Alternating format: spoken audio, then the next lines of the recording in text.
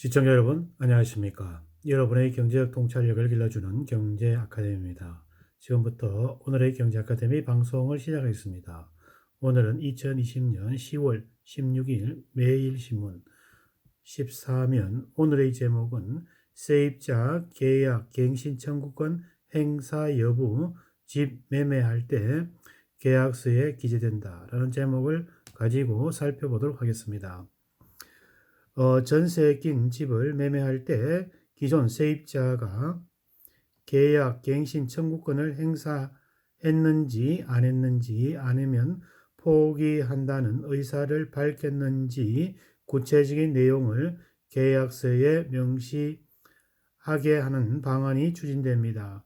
이렇게 되면 계약 갱신 청구권 행사를 포기한다는 의사를 밝혔던 세입자가 나중에 번복하지 못하게 되어 세입자의 변심으로 인한 분쟁이 한결 줄어들 전망입니다.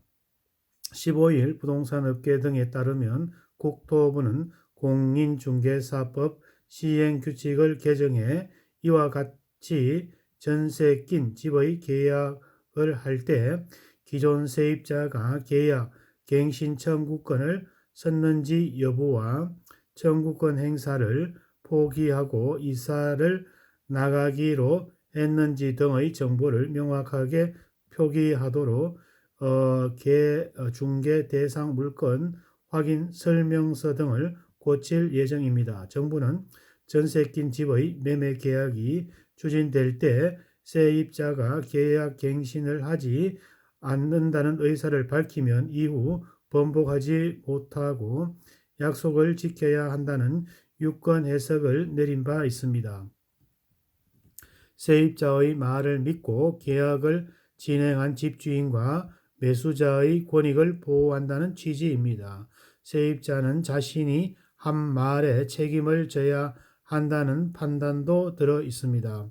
하지만 세입자가 매매 계약서 작성된 이후에 뒤늦게 생각을 바꾸고 계약 갱신 청구권을 행사하면 당시 명확하게 계약 갱신 포기 의사를 밝힌 것은 아니라고 주장하면서 눌러 앉으려는 사례가 속출하고 있습니다. 경제부처 수장인 홍남기 장관은 경기도 의왕 집 매매 계약도 세입자가 계약 체결 후 계약 갱신 청구권을 행사해 차질이 빚어지고 있는 것으로 전해졌습니다. 사실상 정부의 유권 해석대로라면 세입자가 청구권 행사를 하지 않겠다고 밝힌 이상 퇴거해 주어야 합니다. 하지만 이런 유권 해석에도 불구하고 세입자가 의사 표명을 어느 정도까지 해야 하는지 명확한 기준이 없어 한계가 있습니다. 세입자도 집주인이 집을 판다고 하니 일단 나갈 집을 찾아보겠다고 했을 뿐 계약 갱신 청구권 행사를 포기한 것이 아니었다라고 항변한 경우가 적지 않습니다.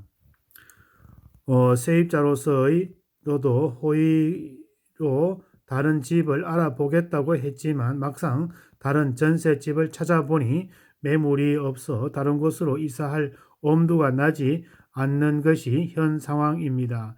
이에 세입자가 주택 매매 계약 등의 계약 갱신 청구권을 어떻게 할 것인지 명확하게 적게 하면 이와 같은 이견이나 갈등이 일어날 이유가 없어지게 되는 것입니다.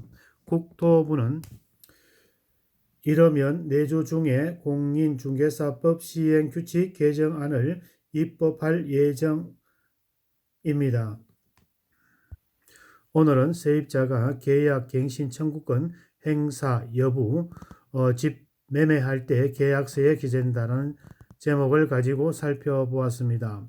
국토부는 법 시행규칙 개정 추진, 집주인, 매수자의 권익 보호 취지, 변심으로 인한 분쟁 줄어들 것으로 예상되고 있습니다.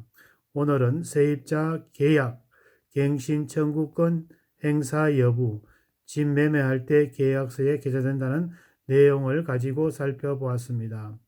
오늘의 정보가 여러분의 발전에 도움이 되기를 기원합니다.